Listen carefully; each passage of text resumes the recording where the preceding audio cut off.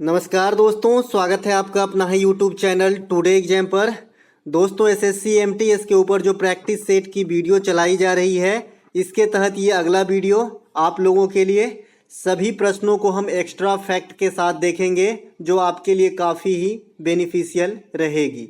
तो चलिए दोस्तों शुरू कर लेते हैं। और जिनको भी एसएससी एमटीएस देना है, एक्स्ट्रा फैक्ट में से जो फैक्ट आपको पहली बार लग रहा है कि मैं सुन रहा हूं या देख रहा हूं, तो उसे कहीं नोट कर लिया कीजिए, क्योंकि ये एक्स्ट्रा फैक्ट आपको एग्जाम में नंबर दिलाएगी। तो चलिए शुरू करते हैं आज का ये वीडियो। पहला जो प्रश्न है, फरवरी 2023 में प्रधानमंत्री नरेंद्र मोदी के द्वारा दक्षिण भारत का प्रथम कॉरिडोर की आधारशिला कहाँ रखी गई? आपने एसएससी सीएचएसएल के एग्जाम में देखा कि महाकाल कॉरिडोर का जो है आधारशिला प्रधानमंत्री के द्वारा कहाँ रखा गया, फिर बिलासपुर एम्स का आधारशिला कहाँ रखा गया, है ना। तो ये जो इस पैटर्न में क्वेश्चन है, ट्रेंड में है टीसीएस के लिए, तो ये जो है तुमकुरु, जगह का नाम है तुमकुरु और ये कर्नाटक में है। तो यहाँ पे जो है दक्षिण भारत का प्रथम कॉरिडोर की आधारशिला पीएम नरेंद्र मोदी के द्वारा रखा गया फरवरी 2023 के अंदर।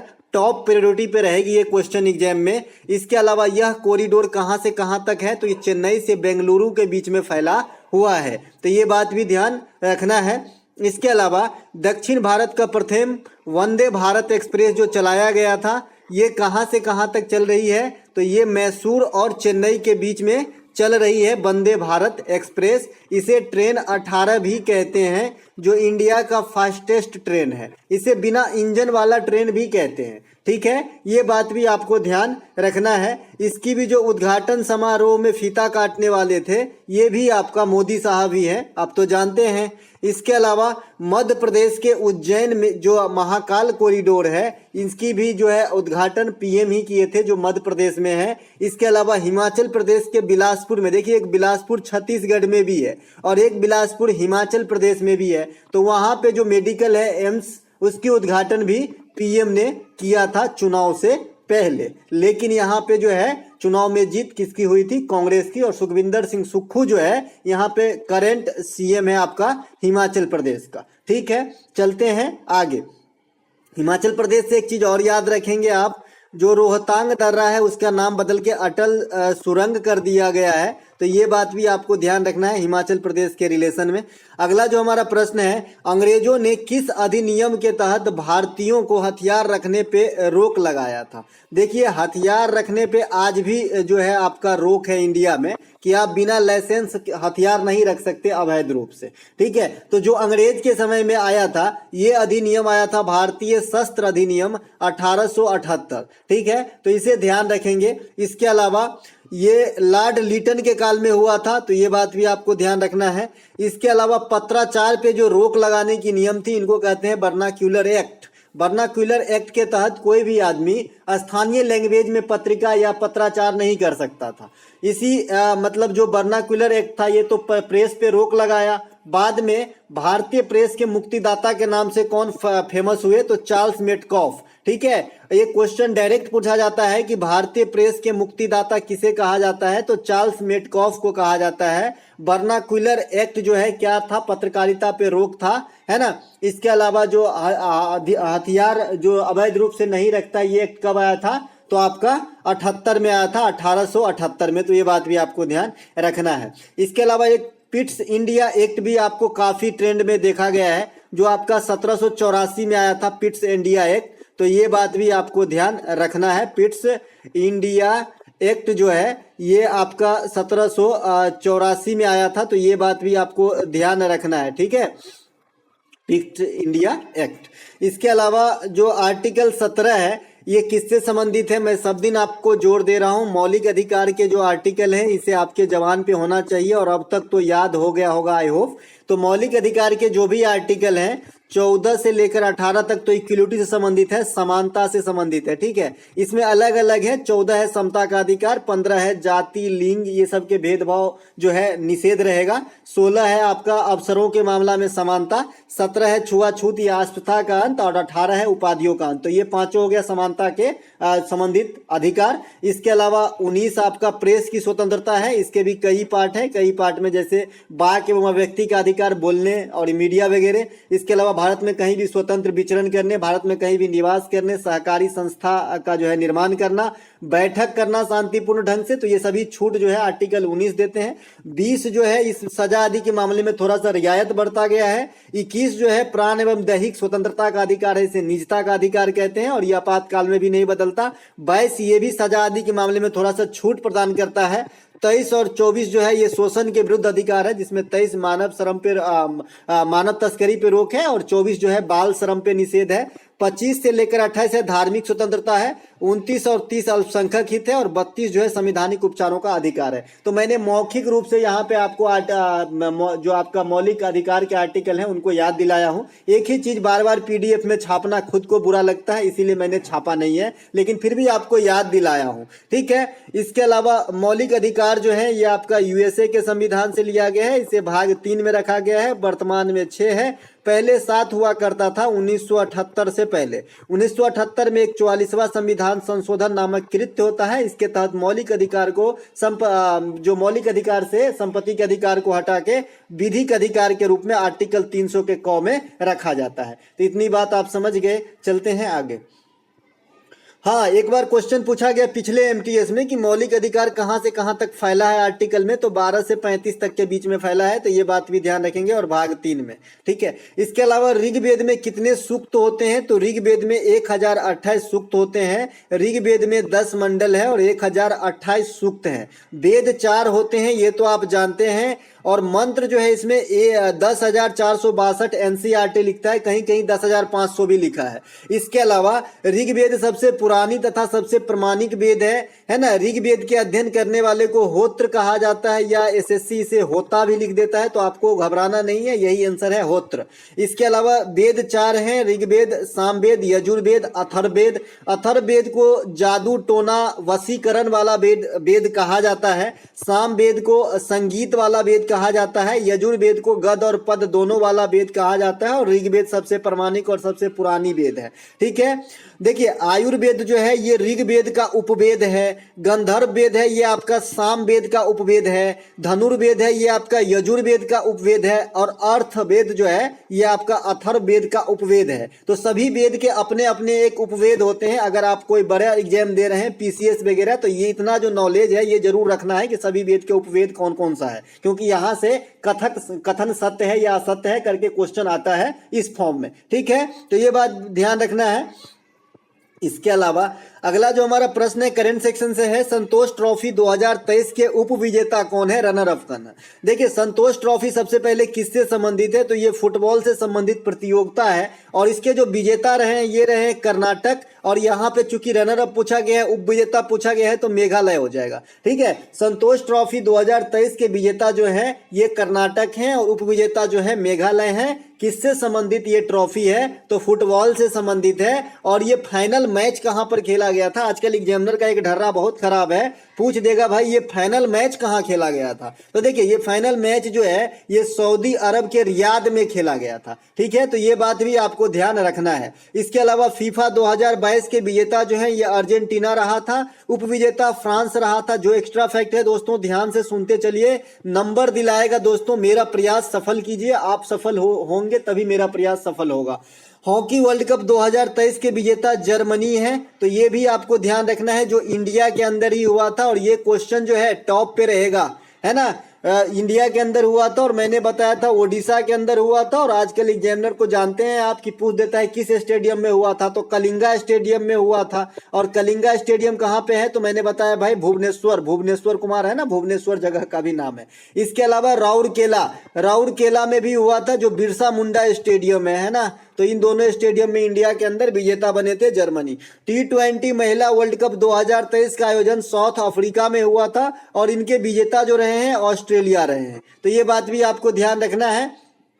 इसके अलावा इसमें उप विजेता जो रहे मेहमान ही रहे साउथ अफ्रीका रहे, तो दोनों बात ध्यान रखेंगे भाई, उप विजेता भी बहुत बार पूछता है ना। तो जो T20 महिला वर्ल्ड कप 2023 हुए हैं इसके विजेता ऑस्ट्रेलिया, उप विजेता साउथ अफ्रीका। कहाँ पे हुआ, तो साउथ अफ्रीका। T20 अंडर 90 भैया 19 लिखना है, 90 नहीं, तब तक तो आदमी खेल ही नहीं पाएगा 90 वर्ष में। T20 अंडर 90 महिला वर्ल्ड कप 2023 के विजेता जो है ये भारत है, और इनका उप विजेता पूछेगा तो इंग्लैंड हो जाएगा, और ये भी खेल कहाँ पे हुआ है, तो साउथ अफ्रीका में हुआ है। तो ये दोनों बात ध्यान रखेंगे। महिला की जो दोनों T20 फॉर्मेट हुआ है, अंडर 90 और मेन वाला, दोनों साउथ अफ्रीका में हुआ है। एक के विजेता जो है ऑस्ट्रेलिया रहे हैं और अंडर 90 वाले के विजेता जो रहे हैं आपका भारत रहे हैं, और भारत का जो शेफाली वर्मा है इसी के अगुवाई में ये टीम जीती है। ये बात भी आपको ध्यान रखना है। दोस्तों एक क्वेश्चन मैं बताना भूल गया था, चूंकि WPL आपके ट्रेंड में रहेंगे, तो WPL प्रथम बार है ना, और प्रथम बार कोई चीज होता है तो बहुत ज्यादा ही फेमस हो जाता है। तो WPL के प्रथम विजेता तो MI रहे हैं, लेकिन सबसे महंगा खिलाड़ी बहुत इंपोर्टेंसी रखती है IPL और WPL के लिए, तो श्रीमती मंधाना जो है, श्रीमती मंधाना ये सबसे महंगा खिलाड़ी रही थी। तो ये बात भी आपको ध्यान रखना है WPL के लिए, ठीक है। इसके अलावा एशिया कप 2022, हालांकि ये क्वेश्चन थोड़ा सा पुराना हो गया है ना। एशिया कप 2022 के विजेता जो है श्रीलंका रहा था और उप विजेता जो है पाकिस्तान रहा था। तो ये बात भी ध्यान रखना है। WPL 2023 के विजेता मुंबई इंडियंस से अभी बताया प्रथम बार हुआ है, ये फर्स्ट टाइटल है इसका, और उप विजेता इसका दिल्ली कैपिटल रहा था, DC रहा था, है ना। और सबसे महंगा खिलाड़ी बता दिया मंधाना जी। IPL 2022 के विजेता गुजरात रहे हैं, और 2023 में IPL जो है अंडर प्रोसेस है ना। 2023 में एक क्वेश्चन अभी आ सकता है 2023 के IPL से कि इसके स्पॉन्सरशिप कौन है, तो भाई टाटा है। और एक ध्यान रखिएगा, स्ट्रेटेजिक टाइम आउट जो है ना IPL में पूरा ध्यान मत देना भैया, अपना जो है आपका खुद का IPL देखो, ये परीक्षा ही आपकी IPL है, वो भी आप ठीक से सोचिए। तो अपना काम कर रहा है और इनके काम से मैं मजा लेता हूं अपना काम छोड़ के, ये तो मुझे जायज नहीं लगता है। हाँ मुझे इंटरेस्ट है क्रिकेट में, मैं खुद देखता हूं, तो बस स्कोर वगैरह देख लिया, थोड़ा सा लास्ट के 2-4 ओवर देख लिया, वैसा ही नहीं कि मैं 6 घंटा IPL ही देख रहा हूं, ऐसा नहीं करना भाई, है ना। ये आपकी जिंदगी की सवाल है, IPL तो जिंदगी भर आता रहेगा, है ना। तो टाटा के पास स्पॉन्सरशिप है, और स्टैटिक टाइम आउट जो है ये 2.5 मिनट का है, तो ये बात भी ध्यान रखेंगे, ये भी क्वेश्चन पूछा गया है, ठीक है। इसके अलावा ये 16वां IPL खेला जा रहा है ना। सबसे महंगा खिलाड़ी इस IPL में सैम करन है, ठीक है। तो ये बात भी ध्यान रखेंगे, WPL में सबसे महंगा श्रीमती मंधाना था, पहला टाइटल मुंबई इंडियंस जीता है, और उप विजेता जो है दिल्ली रहा था। खेलो इंडिया यूथ गेम, ये तो धूम ही मचा दिया HCM, GD और CHSL में। तो खेलो इंडिया यूथ गेम 2023, इसे भी वैसे ही कह सकते हैं, हालांकि 2023 तक चला था। तो ये विजेता जो है महाराष्ट्र रहे हैं, क्योंकि यहाँ पे महाराष्ट्र सर्वाधिक पदक जीता है। इसके अलावा 36वें राष्ट्रीय खेल, ये भी धूम मचाया था, जैसा कि आप एनालिसिस मेरा देखे होंगे तो जानते ही होंगे। तो ये सबसे पहले तो गुजरात में हुआ था 36वें, और 37वें राष्ट्रीय खेल इसी साल गोवा के अंदर होने वाला है, ठीक है। 37वें राष्ट्रीय खेल जो है ये आपका गोवा के अंदर होने वाला है, अभी हुआ नहीं, अक्टूबर महीना में होगा। तो 36वें राष्ट्रीय खेल के विजेता जो है सर्विसेज रहा था, क्योंकि ये सबसे अधिक गोल्ड जीता था। लेकिन सबसे ओवरऑल अधिक पदक यहां भी महाराष्ट्र जीता था। सर्विसेज जो है ओवरऑल 128 पदक जीते थे, जिसमें गोल्ड की क्वांटिटी ज्यादा था। महाराष्ट्र ओवरऑल 140 पदक जीते थे, फिर भी ये सेकंड आया था, और फर्स्ट सर्विसेज टीम आया था। आई होप आप सभी बातों को अच्छे से समझ रहे हैं, स्टोर कर रहे हैं। अगला एक प्रश्न यहाँ पे है, दुधवा नेशनल पार्क किस राज्य में स्थित है, तो ये आपका उत्तर प्रदेश राज्य में स्थित है। दुधवा है, अमनगढ़ है, पीलीभीत है, ये सभी उत्तर प्रदेश में स्थित है ना। इसके अलावा जो अगला हमारा प्रश्न मतलब एक्स्ट्रा फैक्ट है दोस्तों, Bandhavgarh, Panna tiger reserve, Kuno national park, Kanha national park, Sanjay national park, ये सभी आपके MP के अंदर है। MP में 11 नेशनल पार्क है, जो देश में सर्वाधिक नेशनल पार्क रखने का गौरव रखता है MP, ठीक है। ये बात भी आपको ध्यान रखना है। हालांकि जो आपका कूनो है, यहाँ से एक प्रश्न और बनता है कि जो चीता आया था नामीबिया से, ये आपका किस में पूछा गया था जी, HCM में ना, कि नामीबिया से लाया गया चीता किस नेशनल पार्क में छोड़ा गया, तो कूनो नेशनल पार्क मध्य प्रदेश में, ठीक है। तो ये आप 11 नेशनल पार्क के साथ मध्य प्रदेश सबसे अव्वल है नेशनल पार्क रखने में। इसे बाघ स्टेट भी कहा जाता है, तो ये बात भी ध्यान रखेंगे नेशनल पार्क को, मध्य प्रदेश को। और मध्य प्रदेश का जीवन रेखा भी कहा जाता है नर्मदा नदी को, तो ये बात भी ध्यान रख लेंगे। इसके बाद एक प्रोजेक्ट टाइगर आता है, 1973 में इसका स्टार्टअप हुआ था, तो ये बात भी ध्यान रख लेंगे। दोस्तों आप सोचोगे कि इतना बात मैं कैसे ध्यान रखूंगा, तो ध्यान तो रखना पड़ेगा भाई, एकमात्र उपाय है, सुनिए अच्छे से और ध्यान रखिए, ठीक है। इसके अलावा जो आपका इंडिया में सबसे बड़ा नेशनल पार्क है दोस्तों, ये है आपका हिमिस नेशनल पार्क, जो लद्दाख में है। तो ये बात भी आपको ध्यान रखना है, हिमिस नेशनल पार्क। हेमिस त्योहार भी होता है लद्दाख के अंदर, तो ये बात भी ध्यान रखना है। इसके अलावा ये जो आप संजय नेशनल पार्क देख रहे हैं, ये तो आपका MP के अंदर है, लेकिन अगर संजय गांधी नेशनल पार्क हो जाए तो दोनों में फर्क है। संजय गांधी नेशनल पार्क जो हो जाएगा तो इसका आंसर महाराष्ट्र कर देना बंधु, ठीक है। महाराष्ट्र में है संजय गांधी नेशनल पार्क, ना। महाराष्ट्र में ये भी है, मतलब तडोबा है, है ना, पेंच भी है ना महाराष्ट्र के अंदर, और ये संजय गांधी भी है। लेकिन संजय खाली कहेगा संजय नेशनल पार्क, गांधी नहीं लगा रहेगा तो मध्य प्रदेश हो जाएगा। इंडिया का सबसे बड़ा टाइगर रिजर्व जो है ये आपका आंध्र प्रदेश में नागार्जुन सागर है, जो श्री सैलम है, सलेम तो फिर तमिलनाडु में हो जाएगा, साइलम है ये, ठीक है, साइलम आंध्र प्रदेश के अंदर है, श्री सैलम आंध्र प्रदेश के अंदर नागार्जुन टाइगर रिजर्व, जो इंडिया का सबसे बड़ा टाइगर रिजर्व है क्षेत्रफल के हिसाब से। अब जो आपका सबसे बड़ा आपने नेशनल पार्क भी देख लिया, हेमिस था, सबसे बड़ा टाइगर रिजर्व नागार्जुन है। और आपका सबसे छोटा नेशनल पार्क जो है ये भी आपके एग्जाम में आया है, साउथ बंटन नेशनल पार्क, ये अंडमान एंड निकोबार द्वीप समूह में है, सबसे छोटा नेशनल पार्क है इंडिया का, तो ये बात भी आपको ध्यान रखना है। इसके अलावा सरहुल त्योहार किस राज्य में मनाया जाता है या फिर किस राज्य की त्योहार है, तो सरहुल झारखंड की है।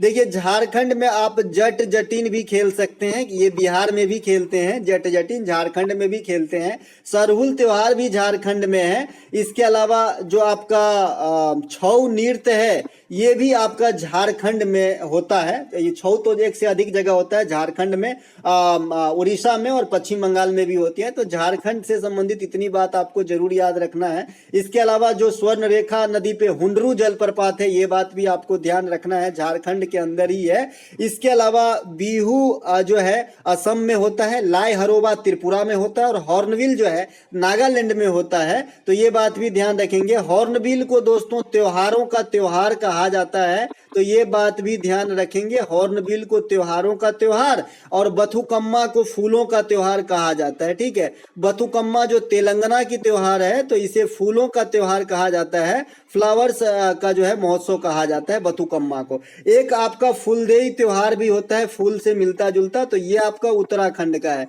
तो सबको एक ही में नहीं मिलाना है, सब अलग अलग चीज हैं, ठीक है। बथुकम्मा तेलंगाना का है जिसे फूलों का त्योहार कहा जाता है, फूलदेई उत्तराखंड का है, वैली ऑफ फ्लावर फूलों की घाटी भी उत्तराखंड में ही स्थित है। इसके अलावा त्योहारों का त्योहार हॉर्नबिल को कहा जाता है जो नागालैंड का है, नागालैंड की राजकीय पक्षी भी हॉर्नबिल है। इसके अलावा मकर बिलक्कू केरल का है, पोंगल जलीकट्टू तमिलनाडु का है और साथ ही साथ तमिलनाडु का नव वर्ष जो है इसे पोटांडू कहा जाता है जो तमिलनाडु में होता है। तमिलनाडु में एक और त्योहार होता है जी थाई पूसम, ये सुई वाला त्योहार होता है, तो ये भी आपका तमिलनाडु में होता है। जलीकट्टू तो आप जानते हैं सांडों को दौड़ा के फिर से पकड़ना, ये बहुत ही डेंजरस है बाबा। इसके अलावा सिमगो तरंग मेल साओ जो जाओ सो ओ जो ओ, इस प्रकार से एक त्योहार का नाम है, तो ये भी आपका गोवा में होता है ना। तरंग मेल जो है, सिमगो है, सो जो है, ये सभी गोवा के प्रमुख त्योहारों में से है। गोवा में कोंकणी भाषा बोली जाती है। अनुच्छेद 61 का संबंध किससे, तो राष्ट्रपति पर महाभियोग से है। राष्ट्रपति का क्षमादान याद रखना है 72 और राज्यपाल का भी क्षमादान याद रखना है 161। राष्ट्रपति का पद 52 और राज्यपाल इसमें 101 जोड़ना है तो 153, ठीक है। तो ये सब बात ध्यान रखेंगे और बाद बाकी के जो आर्टिकल है, राष्ट्रपति के अध्यादेश 200 राष्ट्रपति का 1 2 3 और राज्यपाल के 2 और 1 को इंटरचेंज कर देते हैं, तो 2 पहले लिख देते हैं तो 213। राज्यपाल का 213 है अध्यादेश जारी करने का और राष्ट्रपति का 123 है अध्यादेश जारी करने का। राष्ट्रपति पर महाभियोग चलाकर राष्ट्रपति को हटाए जाने की प्रक्रिया है। दोस्तों जो आप कम एक्स्ट्रा फैक्ट देख रहे हैं किसी प्रश्न में, तो समझिए मैं पहले आपको जो है 10 बार बता चुका हूं। ग्लोबल हंगर इंडेक्स 2022 में भारत का स्थान है 101वां। पहले ये 2021 में 101वां था, अभी 2023 का डाटा रिलीज नहीं हुआ है, तो यही रहेगा अगर इंडेक्स से आता है तो 2021 तो नहीं पूछेगा, 2022 पूछेगा, 107वां है भूखमरी में। इसके अलावा हमारा हैप्पीनेस इंडेक्स जो है करंट वाला 136 है और इसे मैं याद रखने की तरीके बताया हूं कि भारतीयों को हंसने से 36 का आंकड़ा है भाई साहब, 36 का, ठीक है, तो ऐसे याद रख लेंगे। तराइन की द्वितीय लड़ाई कब और किसके मध्य हुई थी, देखिए तराइन की 2 लड़ाई हुई थी, एक तो 1191 में हुआ था, 1191 में हुआ था मोहम्मद गोरी और पृथ्वीराज चौहान तृतीय के समय। तो प्रथम वाला में जो है चौहान साहब की विजय हुई और सेकेंड वाले में जो 1192 में हुआ था इसमें मोहम्मद गोरी की विजय हुई थी। इसके अलावा सोडियम को किसमें डुबा के रखा जाता है, देखिए सोडियम को जो है किरोसिन में डुबा के रखा जाता है और एक होता है आपका फास्फोरस इस फॉर्म में क्वेश्चन। तो फास्फोरस को जल में डुबा के रखा जाता है। अब सोडियम को केरोसिन में डुबा के क्यों रखा जाता है? क्योंकि ये हवा के संपर्क में आने से ही ये जल उठता है, इसीलिए हम सोडियम को केरोसिन में रखते हैं। क्योंकि अगर जल में रख दिए सोडियम तो जल में भी तो ऑक्सीजन है ना, तो इससे संपर्क करके आग लगा देगा। ठीक है, जैसे आप गांव घर में जो तांत्रिक बाबा होते हैं, गांव घर में क्या, ये तो शहर में ज्यादा होते हैं भाई आजकल, तांत्रिक बाबा पानी में आग लगा देता है। तो ये क्यों लगा देता है? सोडियम ऐसे फेंकते हैं पानी में, भ्राम, तो ऐसे जो है आग जलता है और लोग आश्चर्य फील करके उसे बाबा जी की जय हो, है ना। इसके अलावा फास्फोरस को जल में रखा जाता है, बता दिया। कपूर को जो है ऊर्ध्वपातन विधि से शुद्ध किया जाता है। क्वेश्चन पूछा था CHSL में, ऊर्ध्वपातन क्या होता है? तो ठोस से सीधे गैस में परिवर्तन को ऊर्ध्वपातन कहते हैं। आप जानते हैं कि पदार्थ की बेसिक 3 अवस्था होती है, वैसे तो आजकल 4 हो रहा है, चौथा भी अवस्था है प्लाज्मा, लेकिन बेसिकली 3 अवस्था होते हैं, ठोस, द्रव, गैस। तो कोई भी चीज ठोस से पहले द्रव में जाना चाहिए, देन गैस में जाना चाहिए। लेकिन जो ऊर्ध्वपातन की विधि है, ये ठोस से सीधे गैस में रिलीज होता है, जैसे कपूर, नेफ्थलीन वगैरह। इसके अलावा न्यायपालिका का प्रावधान किस देश के संविधान से लिया गया है? तो ये आपका USA के संविधान से लिया गया है। एक आर्टिकल बहुधा पूछे जाते हैं, आर्टिकल 50, इसमें कार्यपालिका से न्यायपालिका को भिन्न किया गया है। तो ये बात भी ध्यान रखेंगे, कार्यपालिका और न्यायपालिका का जो पृथक्करण है ये आपका आर्टिकल 50 में वर्णित है। और न्यायपालिका का जो विधि है, जो सिद्धांत है, ये आपका कहां से? अमेरिका से लिया गया। अमेरिका से मौलिक अधिकार भी लिए गए हैं, तो ये बात भी ध्यान रखेंगे।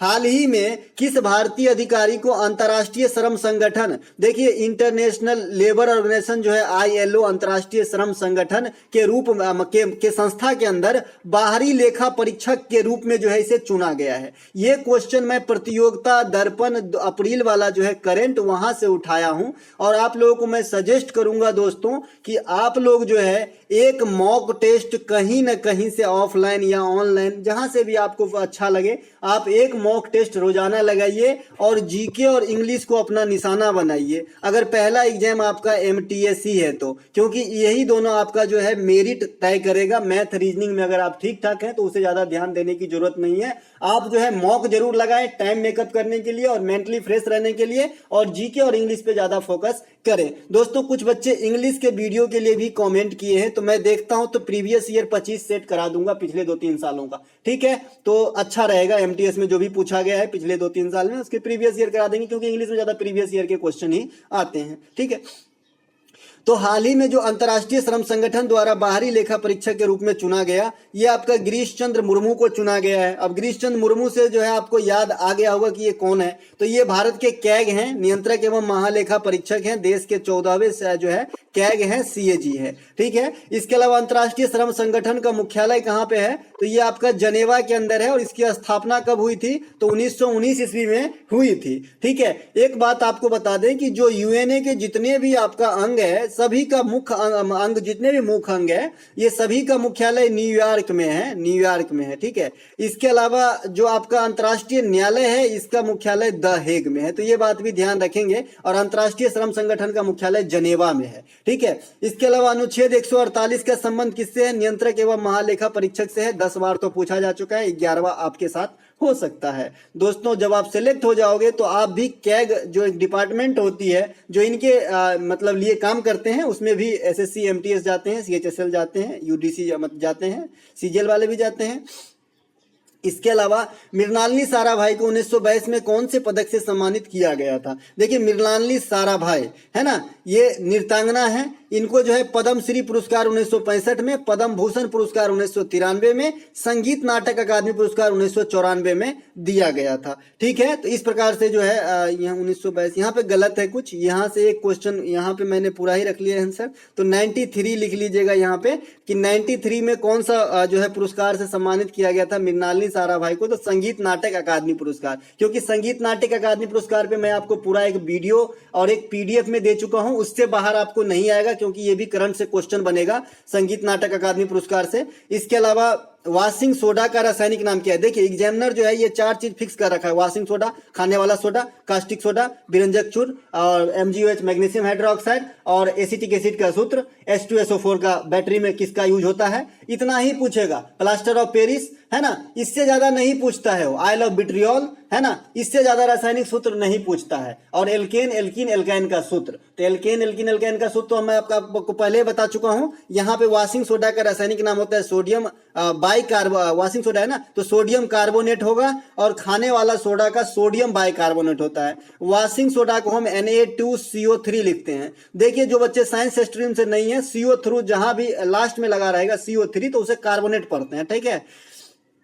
खाने वाला सोडा या बेकिंग सोडा को सोडियम बाइकार्बोनेट कहते हैं, NaHCO3 होता है इसका, ठीक है। इसके अलावा कास्टिक सोडा को सोडियम हाइड्रोक्साइड कहते हैं, NOOH, और जहां पे लास्ट में OH लगा रहते हैं इसे हाइड्रा पढ़ते हैं, ठीक है, हाइड्रोक्साइड, ठीक है। विरंजक चूर्ण को कैल्शियम हाइपोक्लोराइड कहते हैं। विरंजक चूर्ण का सूत्र होता है CaO होता है और Cl का हॉल ट्वाइस होता है, इस प्रकार से। इसके अलावा प्लास्टर ऑफ पेरिस को कॉपर सल्फेट हेमीहाइड्रेट कहते हैं। इसमें हाफ H2O होता है, जल का निर्जलीकरण हो जाता है, ठीक है ना। जिप्सम के निर्जलीकरण से प्लास्टर ऑफ पेरिस का निर्माण होता है, ये भी कई बार पूछा गया है, और इसका उपयोग जो है मूर्ति का सांचा, डॉक्टरों, गृह उद्योग वगैरह में किया जाता है, ठीक है। इसके अलावा मीराबाई चानू किस राज्य से संबंध रखते हैं दोस्त, तो ये आपका मणिपुर से संबंध रखते हैं, मीराबाई चानू, है ना। टोक्यो ओलंपिक 2020 में मीराबाई चानू ने भारत को रजत दिलाया था, 2 रजत में, एक रवि दहिया और एक Mirabai Chanu. Commonwealth game 2022 Birmingham England में जो हुआ था 22वां कॉमनवेल्थ गेम, इसमें मीराबाई चानू ने गोल्ड दिलाया।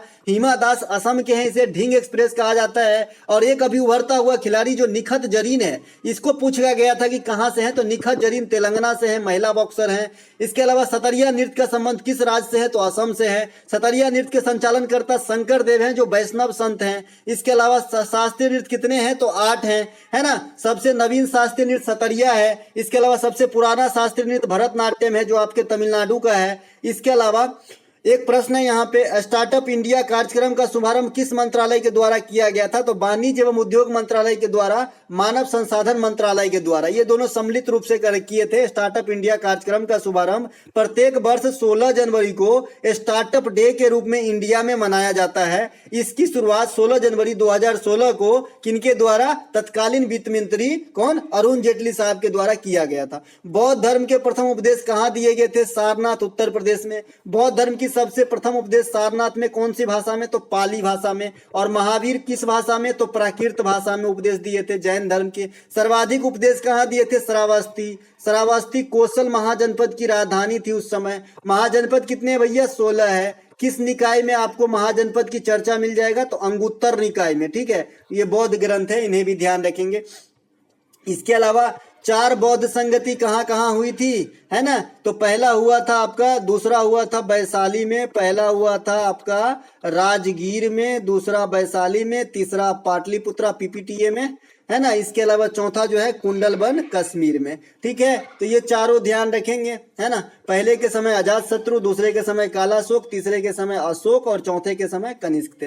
अशोक को देवनाम प्रियदर्शी भी कहा जाता है जो मौर्य वंश से संबंधित है, तो ये बात भी ध्यान रखेंगे। बुद्ध का जन्म आपका लुम्बिनी में होता है और मृत्यु जो है आपका कुशीनगर में होता है। गिरधी त्याग को महाविनिष्क्रमण, प्रथम उपदेश को धर्मचक्र प्रवर्तन, और जो आपका मृत्यु हुआ था उसे महापरिनिर्वाण कहते हैं। बुद्ध के पवित्र ग्रंथ त्रिपिटक है और बुद्ध के पुनर्जन्म की कथा जो है जातक में वर्णित है। तो ये सभी बातों को ध्यान रखेंगे। तो दोस्तों ये थे हमारे तरफ से सुझाए गए आज प्रैक्टिस सेट का वीडियो। अगर आपको अच्छा लगा हो तो लाइक कर लेंगे, और भी अच्छा ज़्यादा लग गया हो तो अपने दोस्तों में शेयर करेंगे, और मिलेंगे एक नए वीडियो में। तब तक के लिए जय हिंद दोस्तों।